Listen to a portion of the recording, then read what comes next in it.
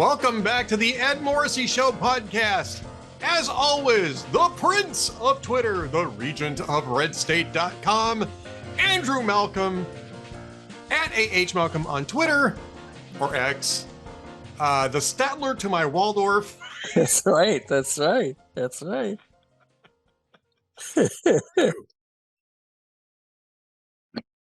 How are you doing, sir? I'm doing pretty good. Pretty good for a Monday pretending to be a Tuesday, or the other way around. Tuesday pretending to be a Monday. Yeah, it's kind of a Monday all the way around for me too. Yeah. Not the least of which is I was stuck on, conference calls that I normally do on Mondays. It just is what it is. But lots of stuff to discuss, though. I mean, we've got tons of stuff to discuss, including your latest entries over at RedState. We can actually go back to last week, too, because you had one that for Thursday. So someone needs to say it. We have no real president now. Yeah. And I think we got a little bit more evidence of that over the weekend. And a related column, which was on Saturday, I guess, right? The more that Joe Biden campaigns, the worse his polls get, and Trump gains even while stuck in court. And I want to talk about the court aspect today because that's part of the landscape today. Okay. But tell us a little bit about not having a real president and how that's impacting the race. We've seen documented virtually every time Joe Biden goes into public that he's not up to the job. He's not up to getting off a stage by himself. He's not up to even reading the teleprompter. He has to have notes that tell him to sit down when he goes into a meeting. And nobody's doing anything about it. I mean, you would think, although it would stick us with Kamala Harris, but which is his insurance policy, you would think that someone, I guess it's the majority of the cabinet and the vice president, must move to invoke the 25th Amendment if the president isn't up to if they don't think he's up to the job. But clearly he's not up to the job. He's making mistakes all over the place. He doesn't know where he is. He had trouble opening a screen door the other day. Someone had to show him how to do it. And nobody does anything. Now, you can understand the power dynamics, because if anyone threw Joe Biden out, that means they're losing their cushy White House job and the power that goes with it. And Jill Biden wouldn't be able to wear her goofy dresses to state dinners anymore. But it's disconcerting because there's nothing to do and nobody is doing anything. The media certainly isn't calling him out. They report on his worst blunders, but they're so obsessed with the Trump trial. And I guess we could talk about that a little bit too, but I don't know. We're kind of stuck in between, and there's a lot of risks involved with this. Putin didn't invade Ukraine during Trump's term. Iran wasn't attacking Israel during Trump's term. The Houthis were a problem, but they weren't attacking international shipping. And Hamas wasn't a problem. So it seems like they're trying to take advantage of this closing window on the poor, weak president's term. Yeah, it's almost as if the trial is sort of this moment in time that's frozen, right? And what's interesting about that, right, is that Joe Biden picked today or not really today, over the weekend, to start using the trial as part of his campaign, right? He and his campaign had stayed away from it for good reasons, because you don't want to make it look political, right? So the last thing you want to do is have the president interceding in a even rhetorically in a criminal trial. Although it's okay if it's your son, Hunter. Yeah. Go ahead. Well, yeah, I mean, at least it's explicable, but I'll tell you why I find this so interesting is that this actually came up in the Manson trial. This is how old I am. I read about it. I wasn't watching the trial at the time. I was, I think, 9 years old or 8 years old at the time, but I read about it a few years later from Vincent Bugliosi's book. And there was a very noteworthy moment in the trial where Richard Nixon had said, it looks like they're guilty, or words to that effect. He'd been asked about the Manson family, and rather than just say, well, the jury is going to have to make a decision on that, it's really not appropriate for a president to opine on that, which is what he should have said, right? Nixon apparently said something about them looking guilty. And the Los Angeles Times carried that as their headline. You know, Nixon proclaims Manson guilty. And in the trial, Charles Manson jumps up and holds up the newspaper and shows it to the jury and says words like, well, if the president said it, it must be true, or something like that, and damn near caused a mistrial. And the judge in that case correctly ruled that the defendant can't generate a mistrial based on his own misconduct, and that if he wants to show that to the jury, then that's on him. But now you have Joe Biden saying he's going to come out and have announcing, I'm going to have a speech from the White House when the verdict comes in. Well, why? First Call off, attention. yeah. First off, why announce it now, right? Why not wait until after the verdict comes in and say, okay, in an hour I'll have a statement, or tomorrow I'll have a statement from the White House about the trial.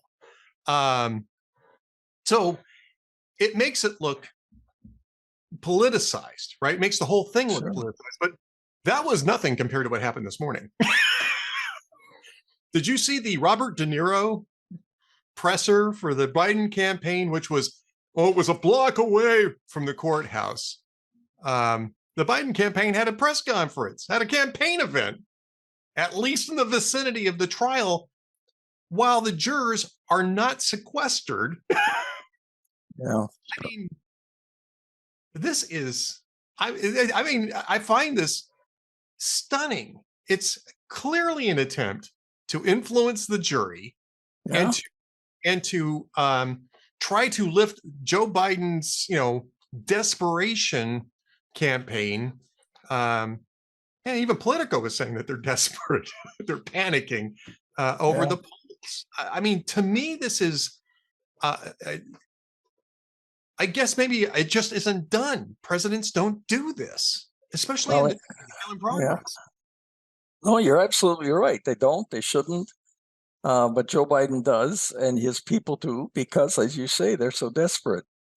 On the other hand, it gives Trump's lawyers great grounds for appeal if the verdict does find him guilty. I mean, we've got to talk a little bit about the whole Robert De Niro thing, him melting down out there, and then getting into it with a heckler. If you're going to pick anybody to be out there, why Robert De Niro? I mean, the guy he rants. That's all he does. He's interesting on screen. Off screen, he's a nutcase. Who thought that was a good idea? Yeah. Who's next, John Cusack? Well, he has been, as you know, a big Biden booster, and he said some caustic things about Trump. So I guess if you're desperate, let's get Robert De Niro up there. We'll get the cameras there, and to that extent, it worked. Well, yeah. I mean, I guess it worked, but I think it's going to backfire, because I think it makes it look like this whole thing is very political, which it is. It is. Of course it is. Yes. Yeah, it is. And it's lawfare. And I think it's going to spill over in terms of reputation to any of the other trials that get going, if they ever do. And I think an awful lot of, there was a poll, I tweeted about it some weeks ago, that it was a CNN poll of all things, saying that a majority of Americans believe that Trump was not getting equal treatment under the justice. And I think that's why the feds decided not to prosecute him on this bullshit charge, covering up the books. Well, and I guess that they are now, because their closing arguments are going on as we speak. The defense's closing arguments has wrapped up. And I want to talk a little bit about the coverage of that at the New York Times. But apparently the prosecution, because even though Donald Trump was apparently unaware of this until yesterday, if you go by his Truth Social feed, in criminal trials in New York, and I think in most states, the prosecution gets the first closing argument, the defense gets a closing argument, and then the prosecution can rebut because they have the burden of carrying the case beyond a reasonable doubt. So usually they get a chance to rebut at the end. I don't think every state has that, but California I know does, and New York does, and I think most other states have that same arrangement. Trump found that to be biased, but that's just the way it is. I mean, that's not new. But apparently in the second closing argument, the rebuttal closing argument now, they're making the case, according to Andy McCarthy over at NRO, that the crime that they're saying that he was trying to cover up was the federal crime that the federal government didn't want to prosecute. And that they didn't even want to process as a civil charge, you know, the NDA payment to Stormy Daniels, whom I have to admit this, I called Sunny Daniels for some reason in that post I just got done writing. And somebody asked me in the comment sections, is this a climate change thing? Like, damn. Hate it when yeah. Anyway, but I mean, yeah, I mean, that's your point. They didn't even want to, the federal government didn't want to prosecute this because they tried that with John Edwards and it was a bomb. It didn't work. So the FEC didn't even want to issue a fine over it. And now you've got Alvin Bragg claiming that they were trying to cover up a crime that the FEC and the Department of Justice wasn't even interested in.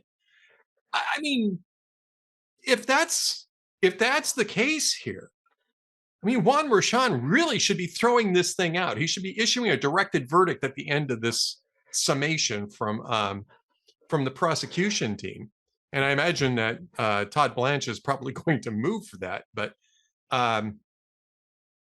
this is, yeah, that is, that's really a strange claim to make.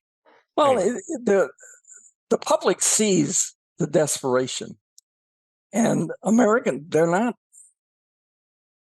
not sharp, but they are relentless in the public, the American public. They don't pay specific attention every day, but over the long run, they detect unfairness when it's as blatant as this is. Now, I don't know that it's going to affect the jury, but I think it would affect the vote, which is probably more important. But you know, we are in such a pickle here. I don't know. I've never seen anything like it, and I don't know where we're going with this. But I've decided to write about other things. Yeah, Banana Republic land is where we're going with this. I mean, let's be honest. So yeah. I want to just discuss how the New York Times is covering this, just because I found this to be very amusing. Yeah, did I talk to you about doing the? I don't think we've had a chance to talk since last week. It was a week ago. I did a dramatic reading of the transcript from Monday's cross-examination of Michael Cohen. with this oh gosh. It's Logic, a good Logic, I think is what is the name. Joe Neerman is his name, and he's a podcaster with a very large audience. And he routinely does this. He routinely does dramatic readings of transcripts, especially in this case, so that people understand what's going on, because there's no TVs in the courtroom. So I'm reading through this.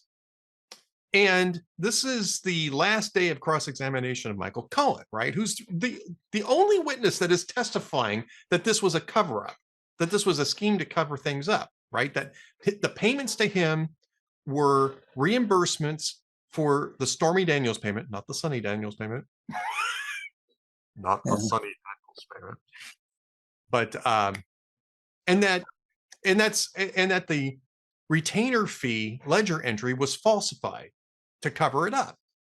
Well, as it turns out, Todd Blanche gets Michael Cohen to admit that he was doing a lot of legal work for Trump during that same period of time. And that was the only compensation he was getting, which makes it look like, no, this is actually payment for legal services, not for reimbursements. And at least in some part, to some extent, this was payment for legal services being provided. And he was getting paid less by Trump than his other corporate clients, and was doing a lot more work for the Trumps than he was doing for his other corporate clients. I think AT&T, if I recall correctly, there was several of these corporate clients he had.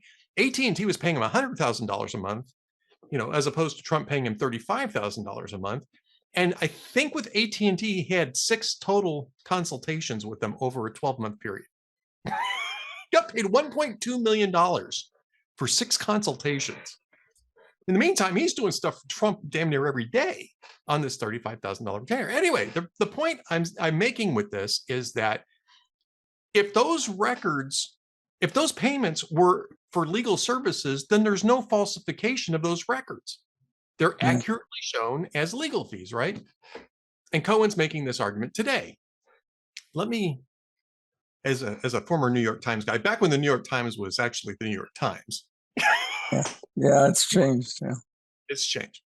This is how the New York Times reported this just like a couple hours ago. Mr. Trump's lead lawyer, Todd Blanche, repeatedly accused Mr. Cohen of telling lies. They do put that in scare quotes on the stand during his closing argument, saying that there was not a shred of evidence that Mr. Trump had plotted to falsify records. He also argued that there was nothing false about the documents because Mr. Cohen had in fact performed legal work, and suggested that Mr. Trump had little reason to pay attention to them in any case because he was, quote, the leader of the free world at the time. But Mr. Blanche's argument was at times perplexing. He sometimes called extra attention to elements of the prosecution's case and repeatedly emphasized Mr. Cohen's position as Mr. Trump's personal lawyer, even as he was impugning his character. Well, what's perplexing about that? That's exactly the defense argument in this case, is that, yes, he was Trump's lawyer. That's what he was getting paid for. So therefore, the records weren't falsified at all. There's no case. Yeah. I don't understand how a reporter... it's that, what do they call it? That cognitive dissonance. You see what you want to see or what you expect to see, and so they're going to find that. It's also questionable that they're questioning they're questioning the guy who was hired by their guy to do legal work, which puts their guy in. What the hell is he doing? He said he was going to have the gold standard cabinet, and then he ended up firing half of them.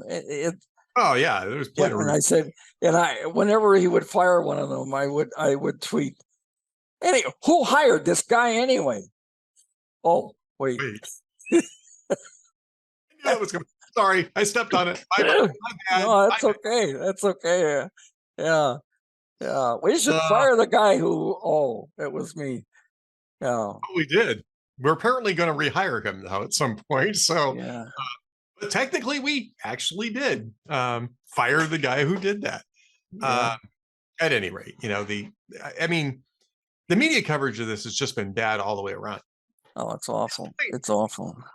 By the way, was obvious to people who were in the courtroom on Monday. Now, this is the same day. What was obvious? The fact that what Todd Blanche was arguing here when he was representing Michael Cohen was the fact that he actually was Trump's lawyer. He had personal attorney to President Donald J. Trump in his email signature. He was doing legal work, not just for Donald Trump, but for Melania Trump and for Tiffany Trump briefly and some other Trump family business. And he didn't stop being Trump's lawyer for 18 months when Trump decided to pick Rudy Giuliani as his personal attorney in regards to the Robert Mueller investigation, which Michael Cohen really wanted instead. And Cohen got really unhappy about that and ended up deciding to start working against Trump because of it. He was being cut out. Does this sound like the mafia? Yeah, the whole Some thing. some guy doesn't get made capo, so he turns and he sets up the assassination, and oh my God. You know, I wasn't even going to go down this road, and this is total tangent.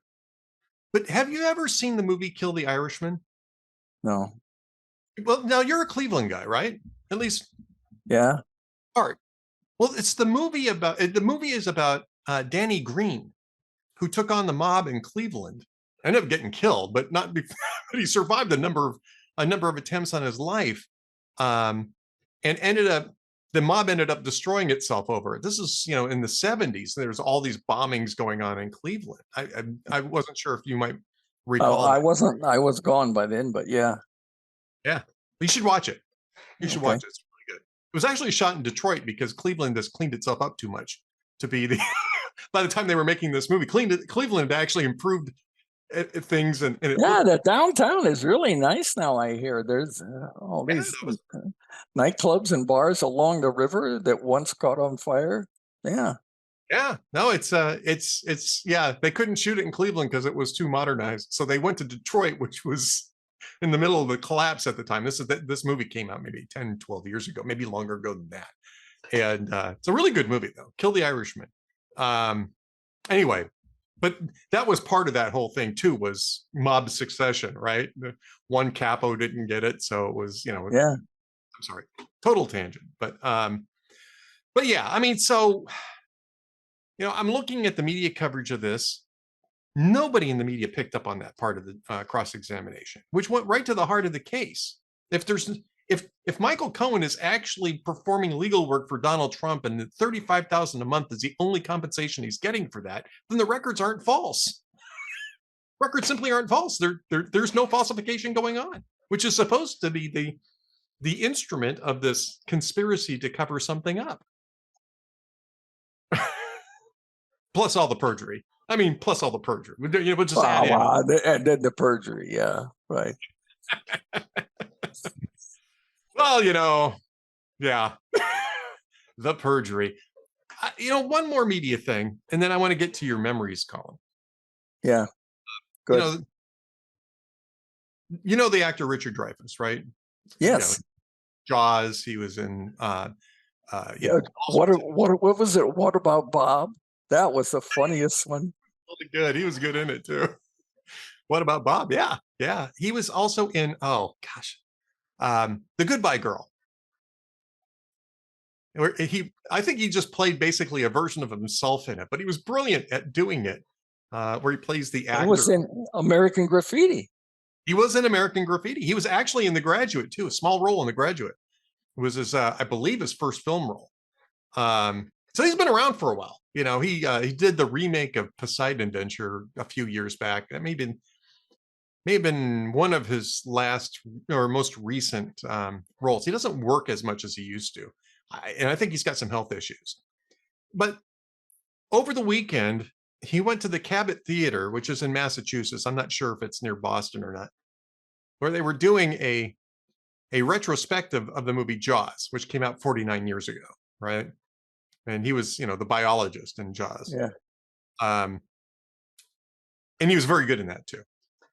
So they wanted to talk to him about Jaws and about Hollywood and stuff like that. And he ends up talking about things like, the Me Too movement in Hollywood, forced diversity for, on actors where you have to be a member of a, particular identity group in order to play a role on the, in that identity group. And also the transgender stuff. And I guess a lot of people got angry and walked out. I don't know what he said. And that's the problem, because neither did the people who were reporting the incident. A Hollywood Reporter has a big, long thing, right? Where all they're doing is quoting people from their Twitter feeds and never even approximate what it was that Richard Dreyfuss had said that got them angry in the first place. The only quote they had from Richard Dreyfuss was from a YouTube video from 2 years ago on a completely different topic. Had nothing to do with whatever it was that fired up the crowd over the weekend. I think it was Saturday night. And I read through that article, and I don't know if they've updated it since then. It was this morning when I read through that article, and I was thinking to myself, I've got to talk to Andrew about this. The Boston Globe actually called a couple of people who were in the audience, and they got at least an approximation of what supposedly got them angry. But at least they did something. The two reporters at the Hollywood Reporter, the only thing they did was apparently read social media feeds and banged it into a THR report, and calling, implying that Richard Dreyfuss was bigoted, homophobic, and transphobic. Yeah. Sexist. Yeah. Well, and, anything for clicks, Ed. Doesn't matter if it's true. Truth don't have time for truth. So are we living in a post-truth world? Is that what you're telling me? Truth doesn't matter. It doesn't matter as much as it used to. I love the internet. There's a downside to it, and that is that when newspapers were dominant and monopolies in cities, they had a lot of control and they got arrogant. And so they published what they thought was news, what they decided was news, and everything else, went to hell. As my father used to say, isn't it amazing, Andy, how every day just enough news happens to fill one newspaper? And so they got arrogant. And so the problem was that you couldn't get in, you couldn't get corrections, whatever. They were arrogant big shots. Now we have the internet, which is, chaos defined. And the priority has changed from getting it right and being authoritative in the old days of the newspaper to being hot, controversial, and getting a lot of clicks. So it's warped the news judgment, I think, so that if it's they used to say about TV news, if it bleeds, it leads. Well, if it's controversial, it gets online, and Americans are not the most attentive to what they're reading, so they read it, they get excited, that gets more clicks, they pass it around, gets on social media, and this phrase I hate, which is goes viral, and it probably has nothing to do with the truth. If my evaluation of Richard Dreyfuss is anywhere near accurate, he's probably enjoying watching this chaos. I am actually not sure about that. Well, I don't care.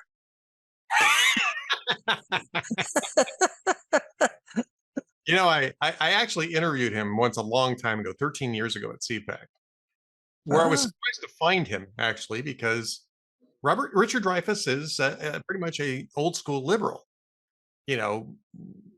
what Joe Biden used to be, basically. He showed up at CPAC because he was pushing something he still does push. It's a civics initiative. He wants K through 12 schools, especially public schools, to start teaching civics again. Imagine that. Yeah. Well, I think it was a good idea. So he decided that he was going to show up at CPAC to try to promote this, and he was very nervous to be around your opponents, be surrounded by your opponents, especially on their home turf. Can be pretty disquieting. I appreciated that. But I had a nice interview with him. I actually included it in a post that's going to come up later today. And I went back and tried to find it on YouTube. And I found it because Town Hall at that time was pretty good about making sure these things got into the YouTube accounts. You want to guess how many? It's 13 years ago. I want to guess how many views this thing had? No. 13. 13 views in 13 years. I was proud of that one, baby. Well, it shows you what a good interview will do, unless it's sexy. Yeah, it's true. It's I was in my post. I say this was 13 years, about 100 pounds ago. The last thing this thing was sexy. Trust me on that. But yeah, I mean, but it was interesting. It was interesting. It's always stuck with me. And I've always respected him because he was willing to engage, right? Yes, yeah, there are some like that, and John Voight is another one. Yeah, yeah. I mean, people who show up who cross. I'll give you another example, and it's going to surprise some people. But Paul Begala, who is, I think, on CNN. I think he's a CNN analyst, and he's been there for years. And I want to say it was maybe the same CPAC, or it was one that was pretty close in time to that. But Paul Begala was there on the main stage, right?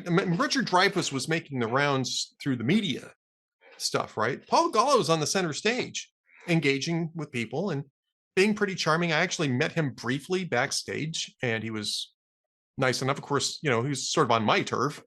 So I can imagine, you kind of want to be friendly under those conditions.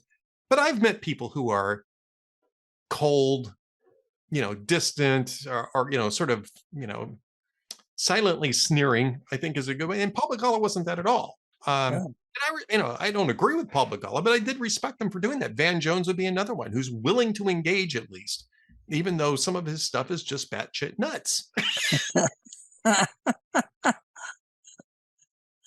But and that's what angers me about the media reaction to Dreyfuss. I'm sorry, go ahead. No, that's okay. But engaging, showing up, that gets a lot of respect from me, and I think a lot of Americans. That's what Trump did in the Bronx, and that's what Trump did when he went to the Libertarian Convention. You get booed or whatever, but there you are, making your case. And the media, because they hate Trump, they love to present it as, oh, look how he was rejected. But the reality is that, never mind the people who were there, thousands more saw him try to make his case.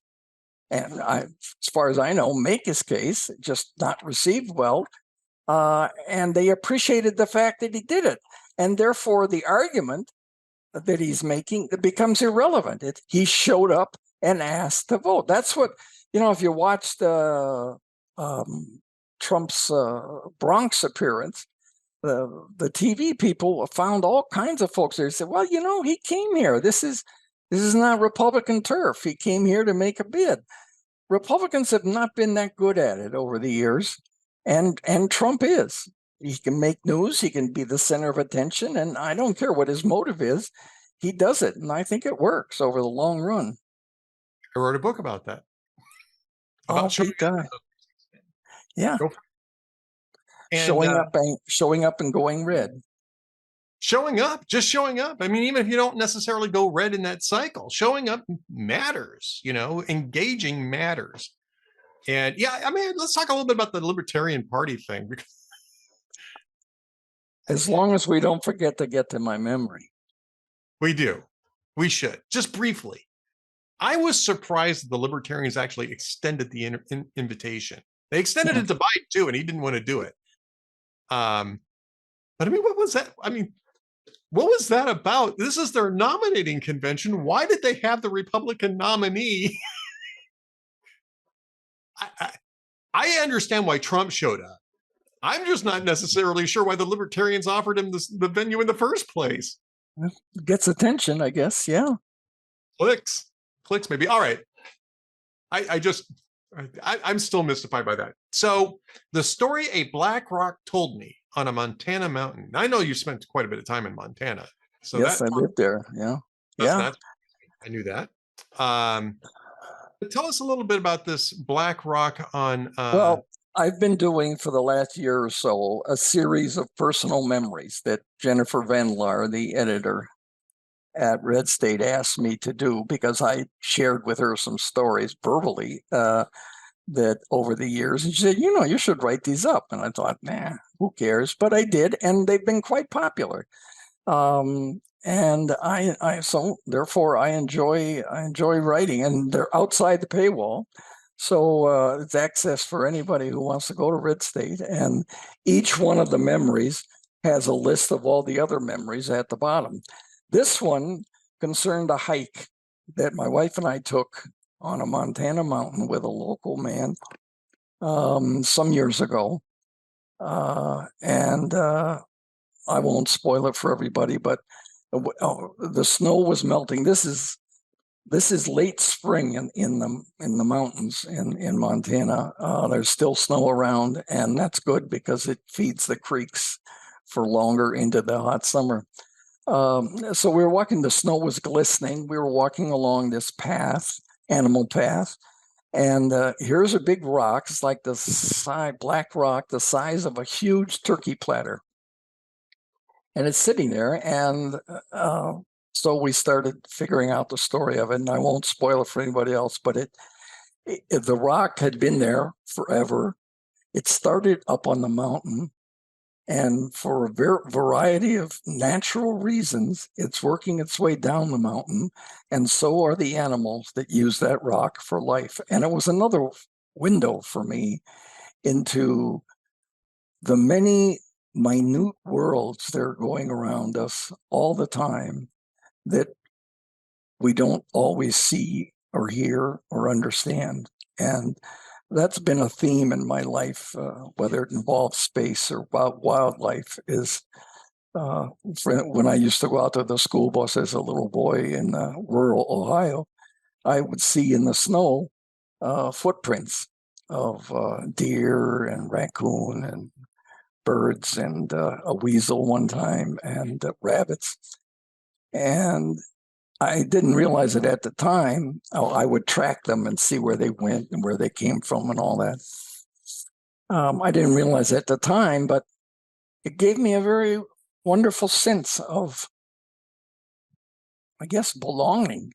Here I was living in the countryside, and all the time I was blissfully asleep inside that old house. Other worlds and lives were going on all around me, and I didn't know about it. It sort of tuned me in to watch for those. And this black rock took me through another window in to see this grand scheme of life that we don't always see or hear or appreciate. So I just wanted to share that moment. It's a seminal moment in my life. It's interesting how, this isn't really a intended pun, but how touchstones like that really you carry those through your life. Yeah. Maybe absolutely. Talisman might even be a good phrase for that. There's certain things, certain experiences that you have that aren't necessarily even events, but there's just certain things that you carry through your life as sort of a touchstone. And this story is, I think, one of those for you. And I think absolutely. And judging by a reader response, it's very popular today. But as I say, it's outside the paywall.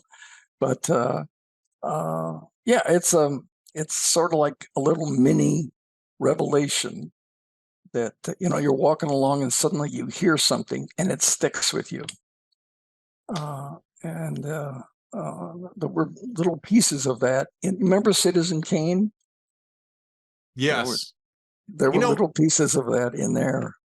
Where you see something and it's little, and in the scheme of things it doesn't matter, except it does, and it sticks in your memory. Yeah, I gotta say I was never a big fan of the movie Citizen Kane, but you're right about it. I love it.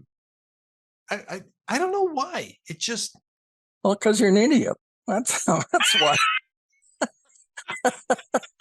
You have no taste for movies.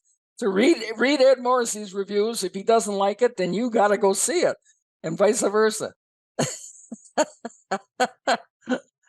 Maybe I should start writing my reviews, like from Reverse Land or something like that, so I could don't go see the movies I don't like. But when I was in journalism school, we had a teacher that had us pick something. I picked a school play, I think it was. What you could pick the Chicago Symphony or something. Pick something and go and, like a cultural reporter, write a review about it. And I wrote a review, and he pointed out that most of the reviews were negative. when we turned our papers in, most of the reviews were negative. And he said, and you know why that is because that's the easiest thing to do, as the crap on something. And then he said, okay, now your next assignment, go and write a review that's the exact opposite of the one you just wrote. And he forced us to see something really, really good about this play. And it was a wonderful exercise to open up your eyes to see, I guess you could say, how to twist things, but it's not really twisting. It's just to force you to see things from another direction. And that helped my reporting over a long period of time. And obviously, this is a few years later, right, Ed, from my university days, that I remembered it. And it was a good lesson. Well, we were just discussing this. Christian and Toto and I were just discussing this, not in today's Off the Beaten Path, but I think it was last week's, about writing reviews and about how you can't give in to the impulse to just really let the id fly when you don't like something, right? Because it's really easy and very clickable to turn all sorts of new, turns of phrases, to create, to coin new phraseology to talk about how bad something is. There was a Berkeley-bred Bloom County cartoon, which I loved that cartoon back in the day, even though Breathed was, very liberal and had a very liberal point of view. He was, for the most part, especially with the exception of maybe the last couple of years that strip ran, was pretty balanced in making fun of everybody, right? And the character Opus the Penguin, right? You've seen that, Bill the Cat, Opus the Penguin. Yeah. Opus the Penguin was writing a review of it was supposedly this movie called Benji Saves the Universe. He's just overwhelmingly floored in how bad this thing was in the first two panels, right? In the third panel, he's just staring at the typewriter. In the fourth panel, he's typing, well, maybe it wasn't that bad, but Lord, it wasn't good. And I gotta say, it's equally easy to write a completely fawning, or it's maybe not equally easy, but it is almost as easy to write a completely fawning, total, love it, love it, love it. There's nothing wrong with this. Everybody should go see this. If you hate it, you have no taste, sort of like what you just did with me with Citizen Kane. Not that I'm keeping score, Andrew. But remember in Citizen Kane, Citizen Kane's wife sings opera and she's awful at it. And Joseph Cotton, who's a reviewer on Orson Welles' newspaper, starts to write a terrible review, but passes out from being drunk. And Orson Welles sees the review and sits down and finishes it terribly negative. And when Joseph Cotton comes conscious again, he fires him. But he had the integrity in the movie anyway. So I just love those original little twists. I agree that part, and again, it's a great movie. It just, for some reason, doesn't resonate with me very well. But yeah, okay. Well, this is our last podcast together, so talking about me like I'm some sort of a Steelers fan. Oh wait, wait.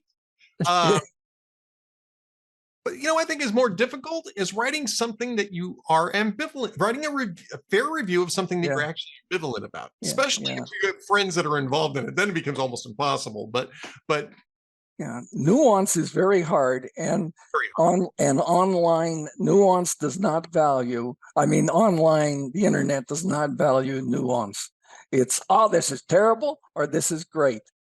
More likely terrible because it gets more clicks. Anger works. That's it exactly. And speaking of anger, I have some jokes. I was going to say, and Andrew, I'm kind of angry at you right now, so you better tell me some jokes to cheer me up. I'm just joking. Well, I have two of them that I got from a woman on TikTok. I thought it was very funny. She said, and you may have heard one of them, and she said, the people in Abu Dhabi don't like the Flintstones, but the people in Dubai don't like the Flintstones, but the people in Abu Dhabi do. I just love that one. That's pretty good. I like.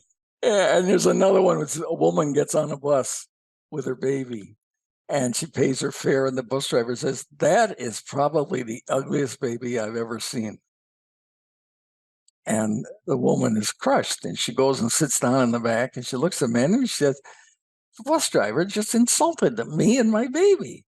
And the guy next to her says, "Well, here, let me hold your monkey. Go tell him off."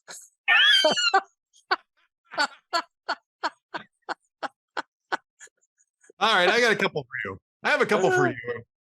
An office employee knows that his boss is off for the day, so he transfers his telephone to his cell phone so he can go out and play golf. And he's about, 13th hole, and his phone starts ringing. He answers it, and it's his boss. He says, "So how's everything going?"